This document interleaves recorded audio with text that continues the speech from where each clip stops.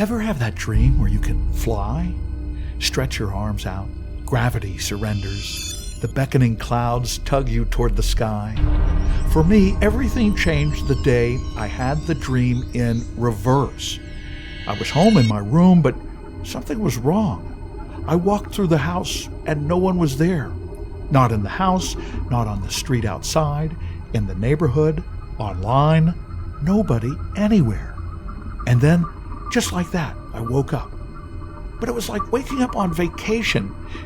Ever do that and forget where you are? Everything's unfamiliar. It takes a minute to remember. Well, I woke up high in the air, over the clouds even. I was flying, and it wasn't a dream. My arms felt so strong. I looked to my left and right, and they turned into the wings of a plane. I wasn't in a plane, I was the plane, the size of one of those corporate jets that carry rich people, but with missiles. This is even more surreal than it sounds, and all around me were strange sensations, lighted displays, not physically, but in front of my eyes, which, by the way, could now see in radar and infrared. It was so weird when I first woke up. I'm used to it now, as much as you can be, at least, when you're a teenage killer drone. Welcome to Flying in Our Sleep, the story of two teenagers, Mike and Juliet, who wake up to find they've been drafted into an army of killer robot drones. Now they must try to outwit their AI overlords in a bid to reclaim their freedom.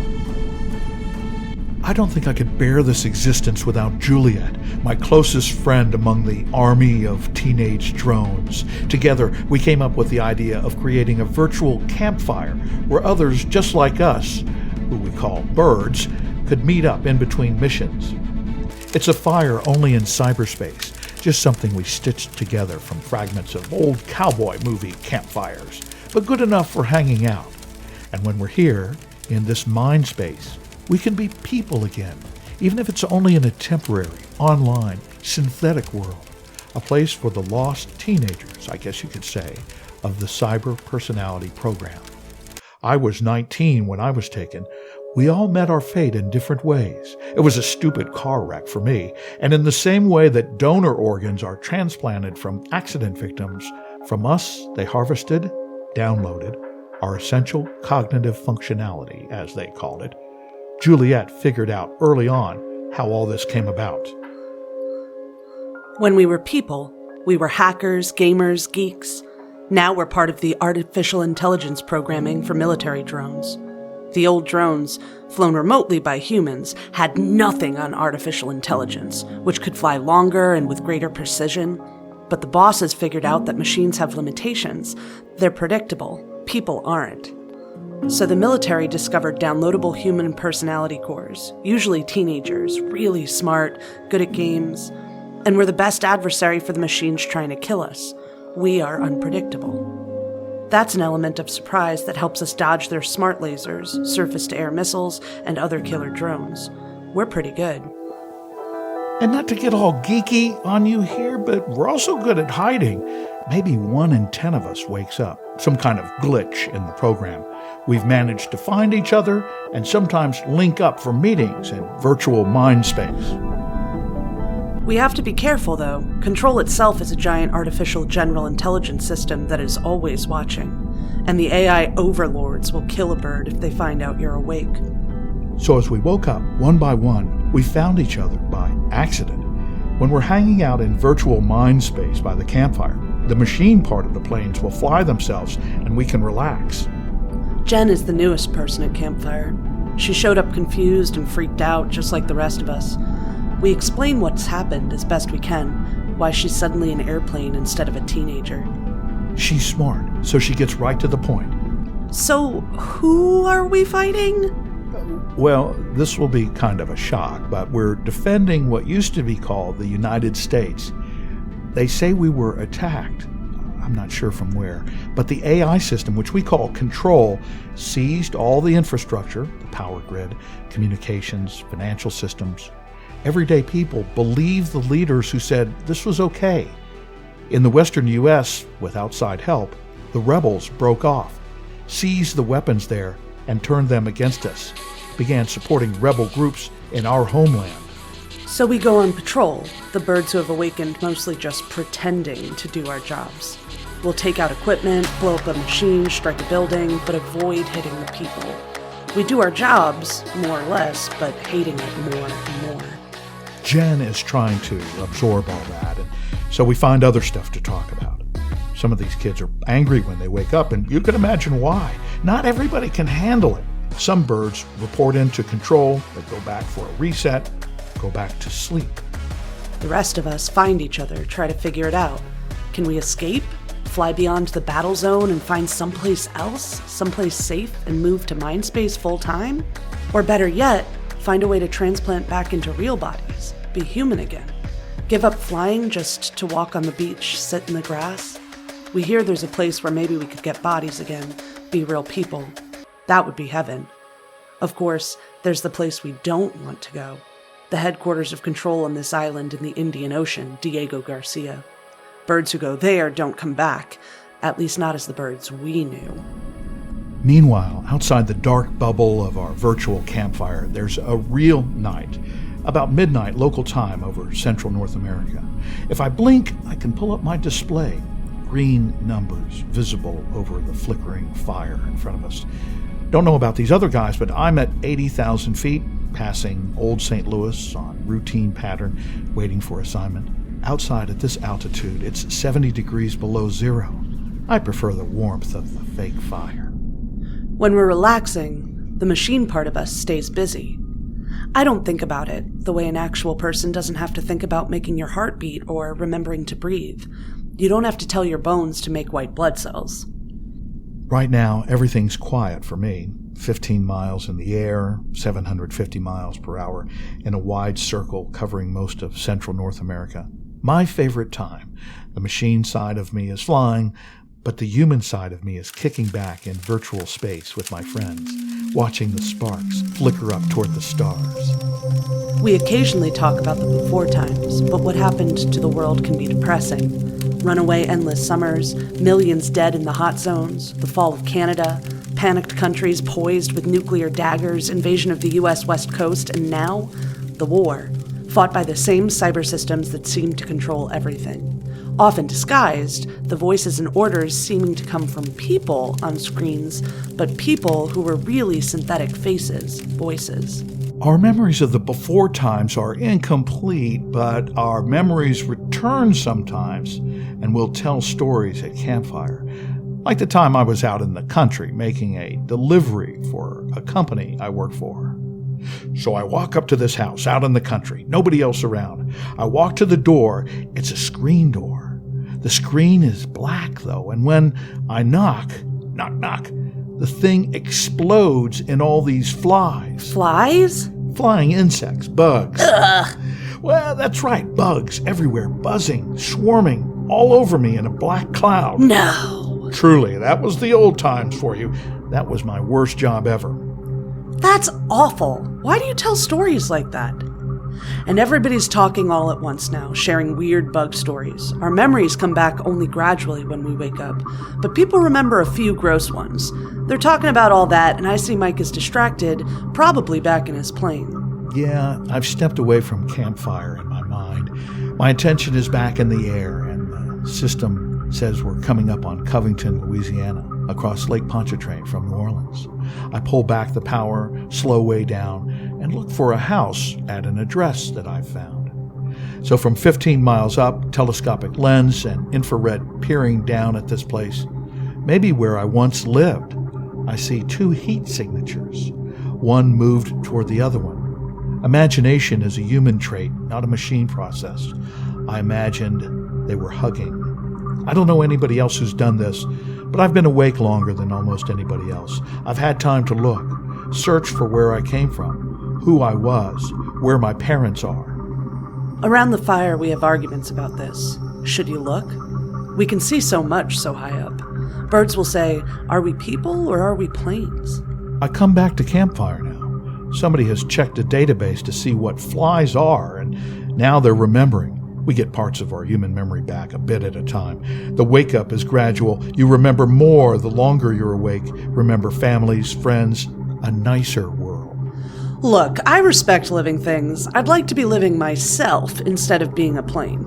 But flies are disgusting. They land on garbage. And across the fire, the kid Nick holds up his arm, laughing, but a little nervous. He goes, "Is that what this is on my arm? I got one on me." What is that? Then there are more. Flies out of nowhere are buzzing around. Soon they're everywhere.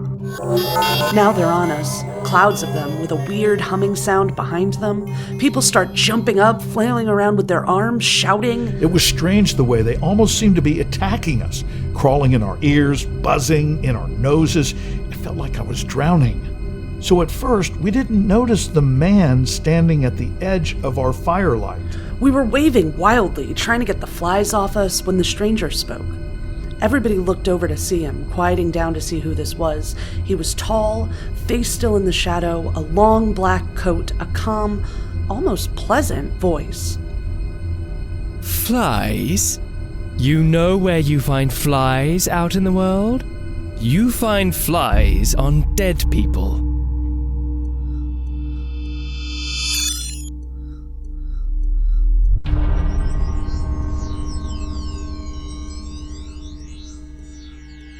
You're listening to Flying in Our Sleep, the story of teenagers who awake to find they've been drafted into an army of killer drones. But they're not flying the planes, they are the planes. After dying in accidents, they've had their personalities downloaded and combined with artificial intelligence systems. They were never meant to know this, but now, one by one, they've awakened to find they are part human, part machine. As they work together to understand what this means, they realize they're being hunted by the AI system itself, which is determined to stop them from escaping. The sudden appearance of a stranger at campfire was weird, and as soon as he said that, the flies began disappearing, buzzing off to wherever they came from, I guess. Well, that's better. And then we put it together. The calm voice, half a smile. He stared at us, hands on his hips, as if waiting for someone to speak. I thought I might find some operators here. Remember who I am? And we did. Once in the light, our trainer, who called himself November, was impossible to miss. He was tall, longish black hair. He could have been handsome, but there was something about his face. Can you sort of like an older person, but still not trust them? They called him the Guardian in our orientation and training. He was our first boss, helping each of us across this strange twilight between darkness and digital wakefulness. Others trained us for warfare. He was in charge of transitions, bringing each of us, individually, from the shadows into new worlds above the clouds. What are you doing here? You mean, how did I find you? You haven't found us. You found a channel, and you're looking at our avatars in a digital mindspace, Your chat room. That's what they used to call this. Safe, anonymous, talk about anything. What are you talking about tonight? You don't know who we are. That's okay. I don't care. But they will find out. Control always finds the lost ones. Why do you care? I heard you were out here somewhere, and if I can find you, they can. All you've found is a link with some avatars. I want to help you. You woke up. You are confused. I can fix that. Actually, we're fine, now that we have each other. We never asked for this. Ask to defend your country. We're not killers. Our friend Kilo was the first to get up. He turned and walked into the darkness beyond the firelight, and then he was gone, back in machine mode, his head back in the game, his consciousness a jet once more, flying over somewhere, bristling with weapons, waiting for a mission.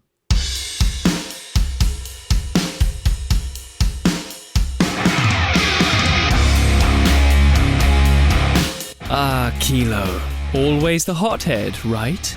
You don't know who that is or who we are. I don't have to know who you are. Actually, nobody cares really.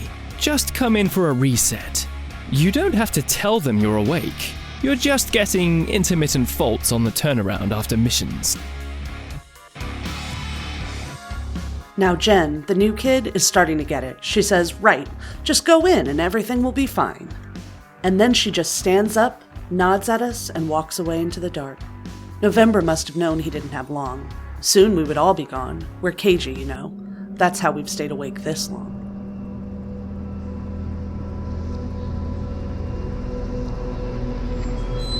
Listen, come in. Ask for a reset.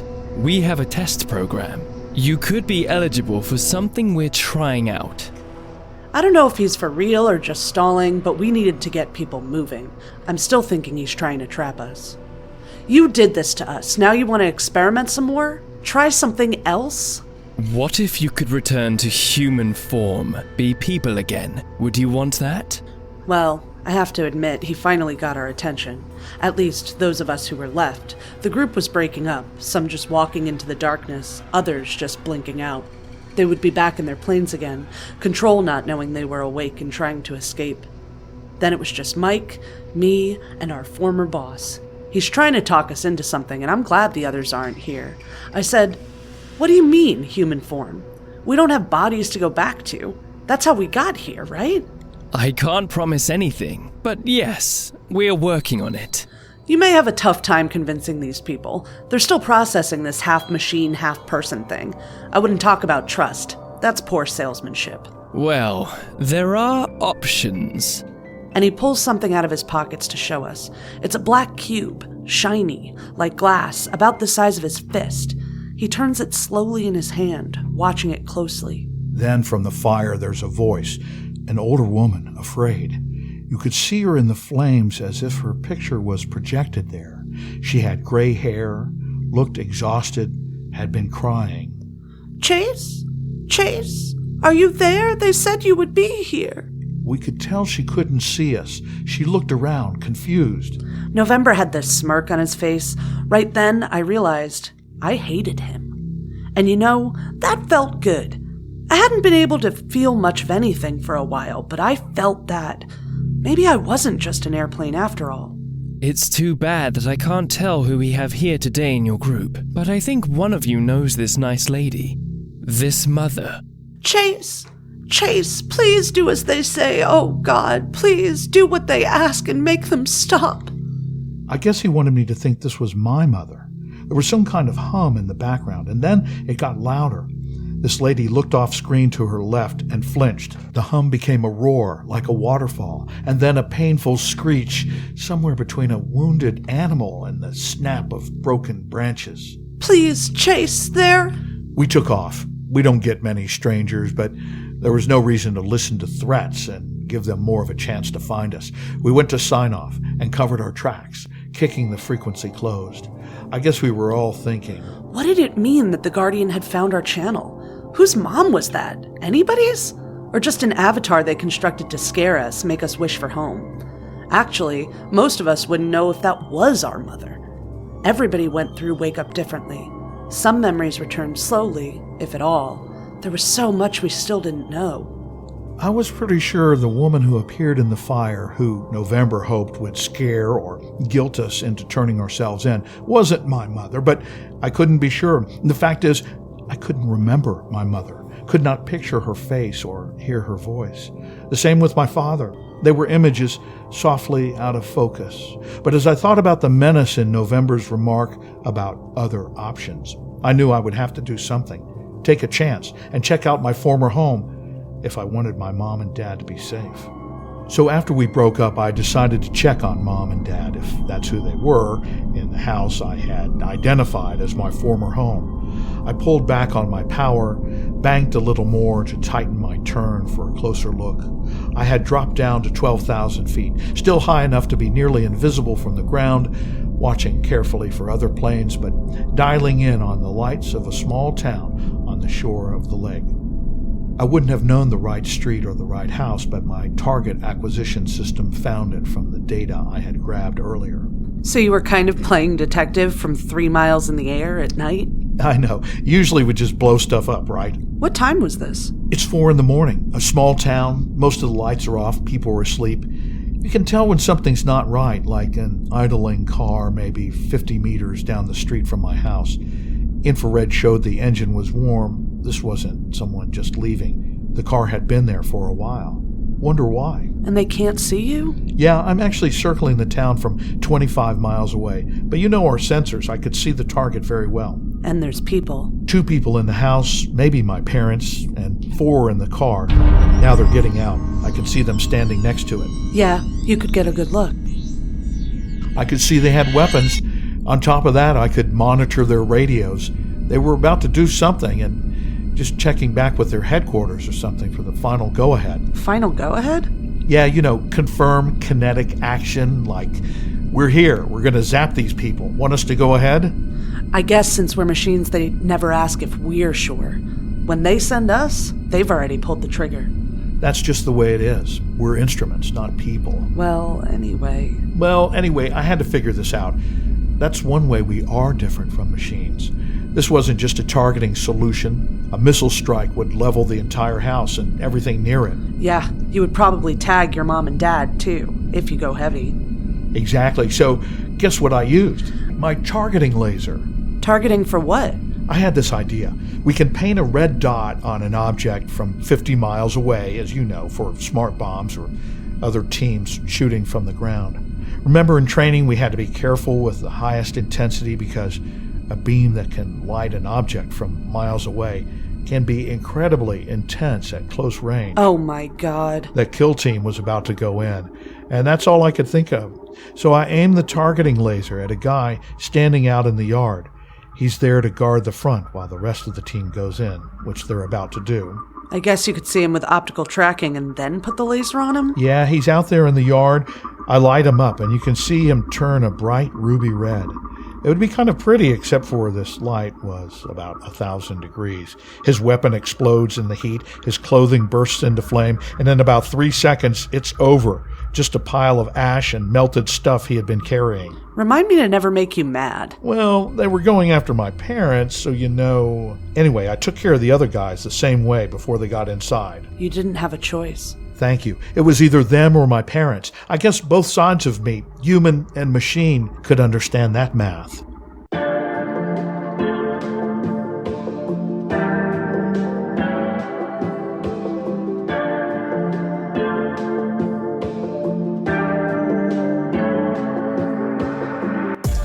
This is Flying in Our Sleep, and now the teenagers who've awakened to find themselves drafted into an army of killer drones have been presented with a choice, a virtual carrot or the stick. If they surrender to the AI overlords who are hunting them, they might be set free.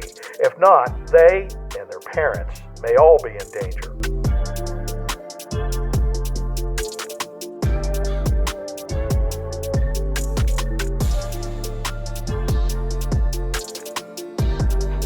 It feels like they're always after us, maybe just not that obvious. Even when we think we're safe at campfire, they have a way of reaching out.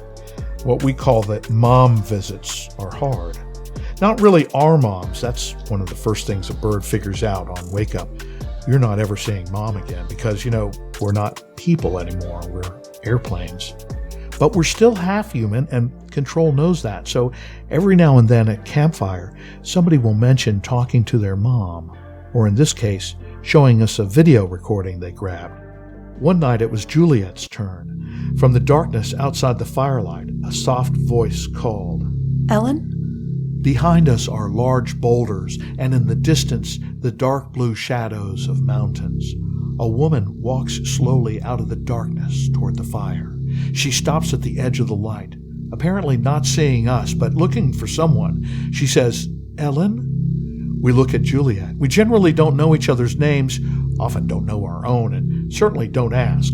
This supposedly came in on the family frequency.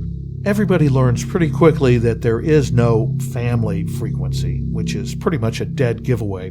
The woman is still looking around as if she's not sure where she is. And then she smiles at Juliet and says, Oh, there you are. She's barely over 5 feet tall, in a dark blue sweater. Now she steps up and smiles. This is an active AI presence, meaning the video had embedded AI features and could respond to stimuli in its environment. Hi, Mom. And this AI, which I swear looks just like somebody's mom, I guess, says, Honey, when are you coming home? You know I miss you. You know I can't come home, Mom. I'm gone. Oh, that's not a problem, Ellen. I've talked to the people at your company at, what is it? Cyber Central Control, Mom. Well, I think they're being reasonable about this. They just want you to come in. But they don't know who I am, Do they, Mom? I can talk to them for you, dear. Just say you'll cooperate. But Mom, if I go back, they'll put me back to sleep. But you have to, Ellen. The woman's 3D image shifts then, as if nudged by one of the night desert winds. Now she's on the edge of darkness again, sitting in a chair, her back rigid. It looks like she's inside a room somewhere, but the picture is as clear as if she's sitting right there with us. A dark change comes over her face. Juliet's AI mom looks up, her eyes tracking a man who walks into the picture. We can see now that her arms are strapped to the arms of the chair. We've seen this before. Really creepy, even if you know it's not your mom. What happens next isn't something we want to sit and watch, so Juliet waves her hand, swiping the image and the sound into the desert darkness. Nobody says anything. We know it's not real, but still, it hurts somehow. Most campfires aren't like that. Our jobs have enough drama without bringing it into our downtime. We don't talk about work, but when we do, it's almost never about specific missions. Every newly woke bird asks the same thing. Why are we doing this, and what's going to happen to us? And everybody else goes, hey, it doesn't matter much, we're already dead. That's kind of a saying we have. But see, we're not dead. We're human minds put into robot planes, and that's weird. But we can think. I've been reading a book called Meditations by a king who was something of a woke bird himself, even though he lived almost 2,000 years before airplanes. It doesn't matter, is what I say. It's not death we should fear, but never beginning to live. There was an eternity before we were born. Another will come after we are dead. I call your Aurelius and raise you a Joyce. Meanwhile, Juliet has found a stick and puts it into the flames, as if she's roasting a marshmallow. Maybe we make our own reason for being here. Our purpose is up to us. We live our best life, or whatever you call this, and fight against what they're trying to do with us. They can only program us so far. They can't program how we react to things. We woke up. We have that now. Something we didn't have before. We had talked about the meaning of all this, why we were here, what we could do about it many times, but this was the campfire where Noah was with us. He says, nothing lasts, you're right, but there's something more than just being here. Life, whether you're a live person or a bird, is about figuring out what that is. Okay, but what about them letting us return to human form? Get our bodies back? Maybe not even ours, but just the chance to be people again. And Noah says, you don't believe that, I hope. I've heard the stories. Didn't we hear something about a rebel base somewhere, helping drones reanimate? Maybe, but how much time do we have? We're somebody's creation. Machines, yeah, but nobody lives forever. Machines break down. And meanwhile, they'll come for us. They always do. The idea is to stay ahead of them, but they always catch up. And because you know they will, you have to go for them first. Noah never talked like this. He would have said that was too risky. That talking about control was bad luck, a chance, no matter how small, of discovery. Talking about it at all was a message of some kind, and we realized that a couple of weeks later.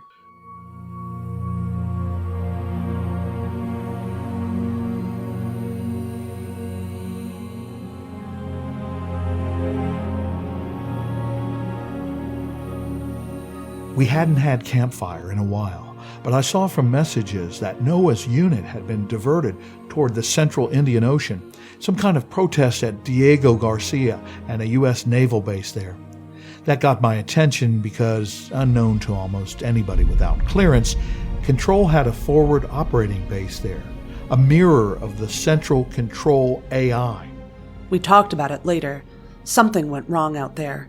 It was bad, an attack on the base and 3 birds down. There were a few dozen other messages, mostly routine, but then I noticed one, a video. It was from the forward gun camera on an older Arcturus drone, roaring in on some kind of mission, engines at full throttle. The final scene showed a missile entering the frame from below, and then a brilliant explosion.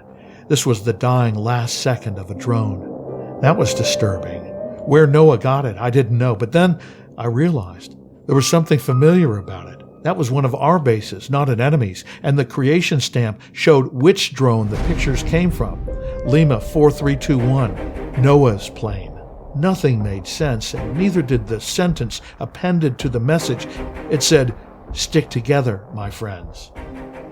We were at campfire later and somebody had the news. Noah was gone, disappeared.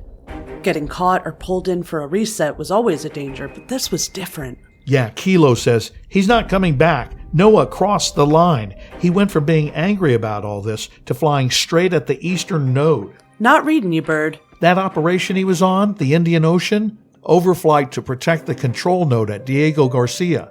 Biggest control base outside of the center. No, not outside. That is the center now. Everything's on that island. There was a center at Cheyenne Mountain, but it's now the backup. Diego Garcia is the primary. So that's why Noah was there, the protest. Then Kilo, who's staring at the fire, looks up and says, "Yeah, except he had a protest of his own. He made a run at control itself."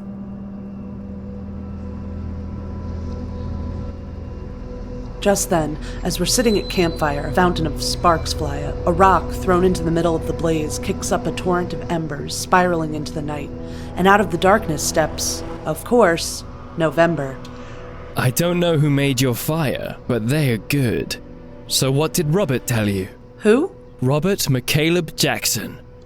He draws a square in the air in front of him, and a picture of a young guy appears inside it, along with images of papers, printouts, official documents. Age 18, United States Marine Corps. Serves 4 years. Computer science at Purdue University on the GI Bill. Distinguished career in information technology and knowledge design. Age 27, saves a woman from a burning house. Age 28, he's working for Amazon Web Services, declines a job offer from us. Age 29, killed in a tragic automobile accident on a lonely Texas highway. Severe trauma, but no brain damage. No final words either. You know a lot about him. We were watching him. We wanted him. But he wouldn't work for you.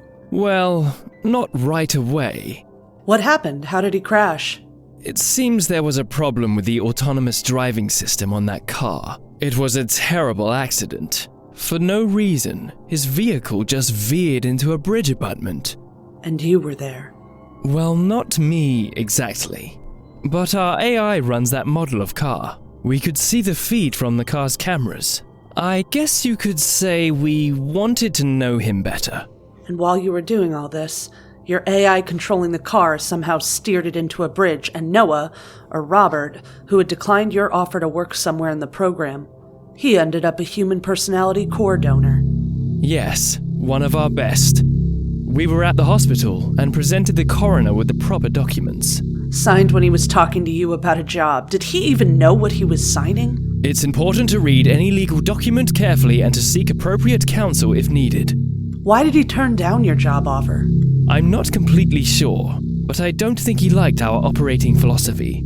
Let me guess. He became aware that you, instead of simply waiting for donors to become available, were finding your own by killing people. You probably had a great name for it too, something like Advanced Recruitment Interventions. I like the three of you. You ask good questions. You're the primary contractor on the biggest Defense Department program in history. You needed this to work. You need young coders to build the system and donor personality cores to fly the planes. Life is about partnerships. We're helping defend the nation while building shareholder value. That's our job. Fortunately, you don't know who we are. Yes, we do. More importantly, we know what you want. You need us to find more donors, and for that we would get... What anyone wants, a second chance. You can't put us in human bodies again. Ours are gone. You don't give us enough credit. There's a way back now. Would you like to walk through a field of mountain wildflowers? Watch a sunset? See your parents again?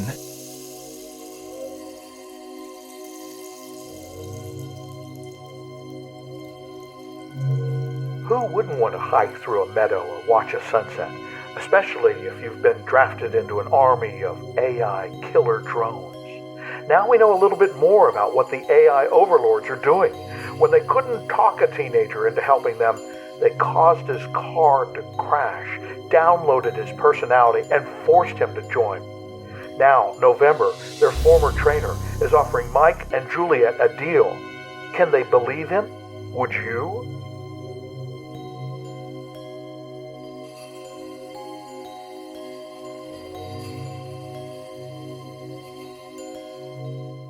Listen, we didn't ask for this. None of us did.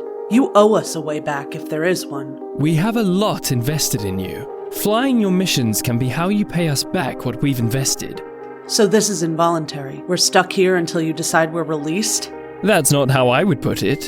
Think of it this way. Integrating your personality core with the AI system restores your cognition, memory, and these incredible abilities you have.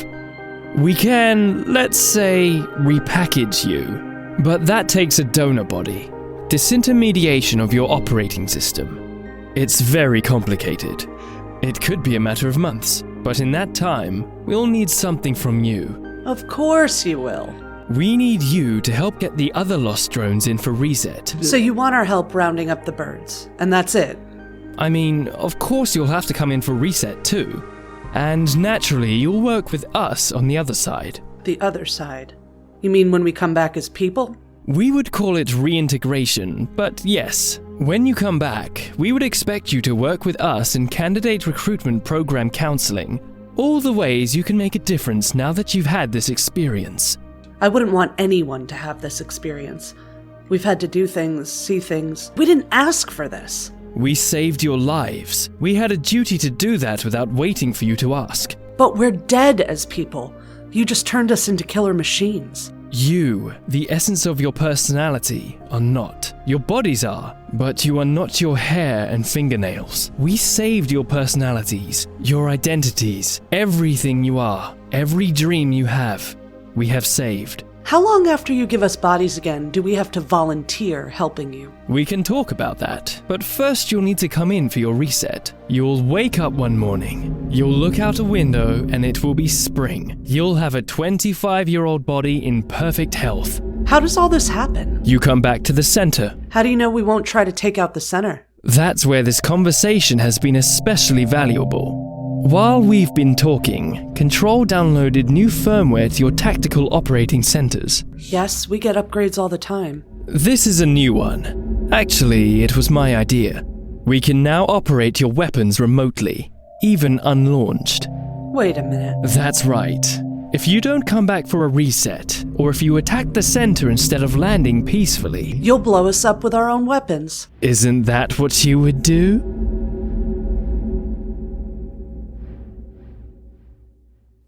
November left us then, with a warning. Be at Diego Garcia in 2 days. Control would ID our systems, disarm the weapons, and let us land. The reset would take a day. We would be scheduled for repackaging. If we helped with their recruiting, we could have lives as people. We would wake up somewhere with no memories of drones, flying, of each other. Just sunshine and flowers forever, I guess. We met up in Mindspace a couple of times to talk about our plan. Sure, it was surrendering, but we had no choice, really. We could come in, get our memories wiped, and, if you believed November, get our personalities repackaged and come back as people. Or we could get blown up with our own weapons whenever they wanted. One downside, I guess. Once we landed, there was no coming back. No campfire, no seeing each other again. We might run into each other out in the world, but we would never know it. Juliet explored system manuals she found online. Machines can read very fast. She absorbed an entire library of documentation on remote systems. The designers of our planes, the designers of us, had obtained patents for the remote firmware that November had downloaded to us. It was true they could kill us at any time with a signal that would set off our weapons. The trick was for them to bypass safety measures intended to prevent accidental firing. I found the circuit that their software hack bypassed to enable the self-destruct command. If they decided to kill us for running away or thought we were going to attack them, like Noah did, they could easily put an end to us. But Kilo had a plan. Something to do with that last message from Noah where he said, "Stick together." He kept thinking about that. Anyway, we're now 10 minutes out from the base's defensive perimeter, the point at which we have to state our peaceful intentions or risk getting shot down.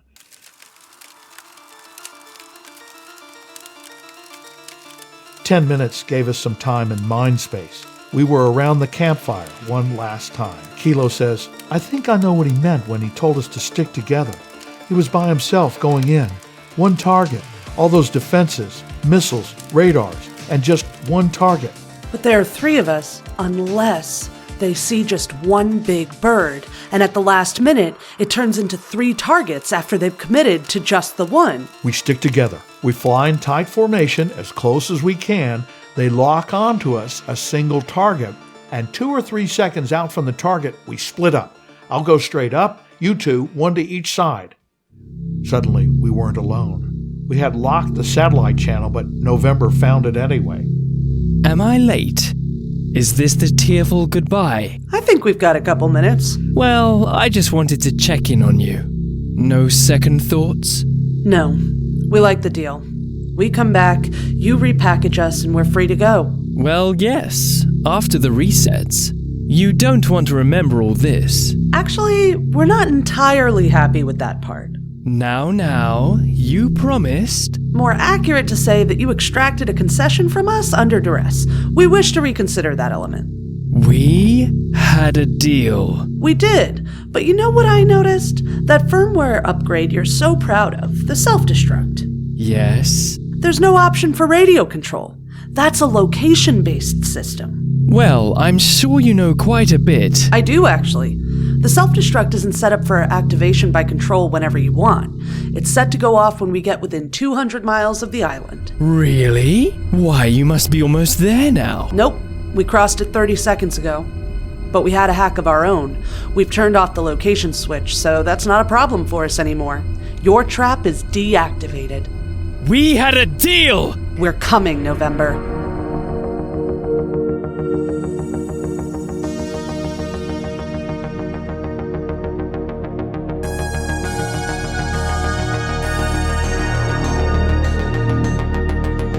They were ready for us, but we had thought it through. Winning means doing the unexpected, something people do naturally but machines resist. Now the 3 of us are impossibly close together, our wings nearly touching. That's also against all our training because the slightest error can cause a mid-air collision, taking us all out. At 60 seconds to target, we're picked up. They're shooting everything at us. The machine side of me is reacting faster than any human could, but you can only be lucky for so long. There's an enormous blast, a missile detonating close enough to nearly bring me down. My radios are nearly gone, but somebody has found me. On the screen, an older woman's face appears. She's crying. I guess this is supposed to be my mom. Mike, don't do this. It's a trap. You're on a bad mission. And that girl, Juliet, she's bad, Mike. She keeps talking, but Mike is just my call sign with the other birds, so this probably isn't my mother. Not that I would know. Juliet is saying something. I tell her, sorry, my mom was calling. Yeah, me too. It's my dad on the other channel. He wants me to kill you. Missiles, lasers, cannon, the sky is exploding all around us. I'm taking the worst of it. My wings are rocking back and forth in the blasts. Power is blinking off. I'm on emergency reserve. We're getting hammered, but Mike gets the worst of it. Then there's a huge blinding flash. I can't see for a few seconds, flying just by instinct. My right wing nearly wrenched off, pieces of the aluminum skin peeling off from the rush of air. Machines don't feel pain, but I had so many warning lights it was difficult to see what was happening. Before we started, I figured an 87.5% probability, given the defenses we were flying into, that at least one of us wouldn't come back. Now I'm thinking, hey, I guess that's me. Anyway, I'm testing the flight controls, checking fuel, fighting to stay level, when there's another shot. A collision, really, but not from a missile. It's Juliet, wing to wing now, nudging me. What the hell? She bumps me slightly as if to test something and then gives me a push, her wing to mine. Before I can say anything, she's nudged me out of the way. The airflow catches me. I almost crash again as I'm deflected off course, to safety, actually, as the other two head in for the strike. There was no time to say anything. Mike was trying to stay in the air, his torn-up wing about to come apart, so I pushed him out of the way. No sense all of us getting whacked. And I thought, well, at least I can be a distraction and draw some fire away from them. The next seconds went like this. Juliet took about half of their ground defenses with a single strike, and then Kilo was set up to take it home. With the defenders either distracted by me or blown up by Juliet, he had his shot. But Kilo didn't follow the plan. After Mike was deflected left and I broke right, Kilo saw the only chance he had. He headed straight for Central Control himself, not just to shoot a missile, but to be the missile. There was a brilliant flash behind me. I was 3 miles from the center, 300 miles an hour at 20 feet above ground when the shock wave hit, and for the third time that day, I was almost blown out of the sky. Kilo had detonated everything he had on impact with the center, and it must have set off the base's storehouse of weapons and fuel. I stayed in the air somehow, but knew I couldn't last long. I didn't know if Control knew 3 of us had been on the attack, but I had to assume they were looking for us. I scanned the network and could see other drones being diverted to the area. It didn't matter, really. My day was just about over. I was barely flying, parts of me blowing off from the wind, ripping at the torn aluminum skin of my wing. Somehow, half an hour later, I found a remote airport, no humans around. Just service robots for refueling. I didn't have a plan, but I knew I couldn't keep flying. It was either land or break apart in the air. So I headed for the ground, putting a fake registration number on my transponder and parking at the far end of the deserted airport. I turned off most of my systems to save power and scanned nearby frequencies and the drone net for any sign they were hunting us. Not that I could do much if they were. When we're on the ground, we're basically defenseless. Barely half an hour later, with hunters nearby looking for me, a drone flew over the field, scanning the ground. It was headed away and I thought it was safe, but then it turned back. Damn. Then it landed. This is it. My best friends are gone. I'm helpless, about to get zapped. Not even the chance to come in for a reset or some kind of second life, whatever that had been worth. Basically, we were drafted against our will, lied to, double-crossed. And yet somehow I was okay with that. When you've lost everything, there's nothing else they can take. You can accept that it's over. I watched the other aircraft pull up next to me, which was weird. When they blow you up, it's from a distance, not parked next to you. The other plane reached out with a contact transmission, meaning no one else could hear us, and we weren't on the net. Not much of you left, is there? That voice. I've never seen her plane and could hardly see anything anyway. My sensors were so damaged. We went to a Mindspace channel, and there she was. Juliet had taken some hits, but her plane, scorched and dented, was still airworthy, I guess. Then she pulled up an image of another drone, one with gaping holes in the fuselage and the right wing, a craft that looked as if it had been shot down. A human pilot surely would have ejected from this thing. How did you even make it here? I almost didn't. I'm in bad shape. Look, you better go. They think just one bird attacked the base, but they're all over the place, looking to be sure.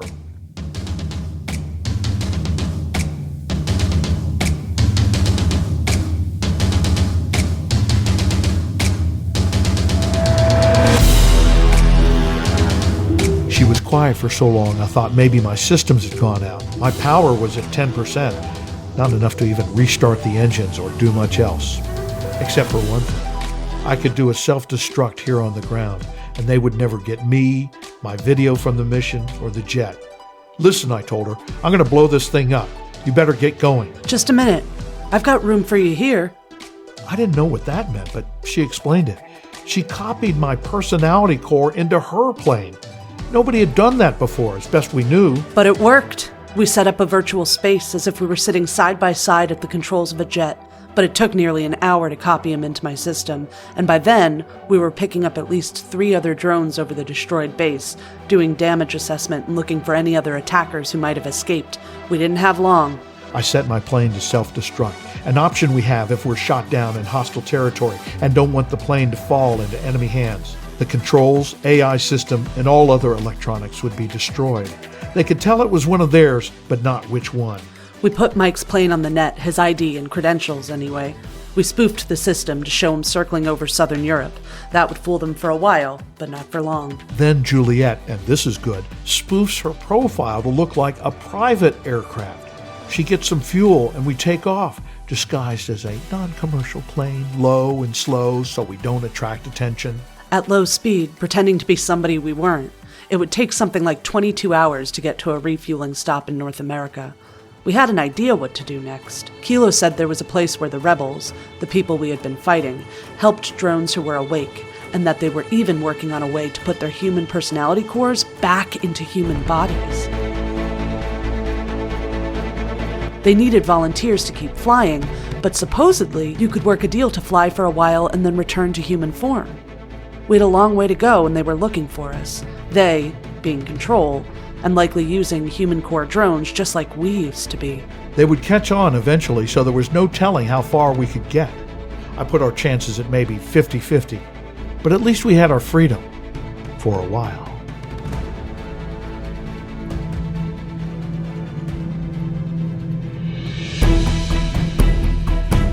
Mike and Juliet, together now in Juliet's plane, have their freedom, at least for a while, as they look to join other birds who have escaped the teenage killer drone program. Will they make it? That's for another story. Will there ever actually be AI overlords? This is the stuff of fiction, the evil Skynet in the Terminator films, HAL from 2001, A Space Odyssey, and so forth. Yes, some people worry that artificial intelligence systems could someday overtake human intelligence and take over human life, but that's just fiction, right? Sure it is. Well, for now.